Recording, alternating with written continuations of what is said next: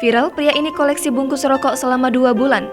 Warganet Salfok hitung bisa capai 4,5 juta rupiah. Seorang pria yang aktif merokok menjadi viral di TikTok lantaran ia iseng mengumpulkan bekas bungkus rokoknya selama 2 bulan. Setelah dilihat, ia syok jumlah bungkusnya sudah menumpuk.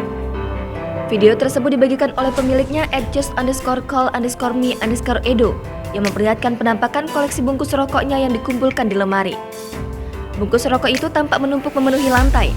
Hanya 2 bulan, pria ini bisa mengumpulkan banyak bungkus rokok yang dikonsumsinya untuk ditukarkan. Ia sendiri salfok saking banyaknya jumlah bungkus rokok yang ia kumpulkan. Diketahuinya setelah dihitung bungkus rokok itu berjumlah sudah mencapai 175, yang terdiri dari 143 bungkus rokok ukuran besar dan 32 bungkus rokok ukuran kecil.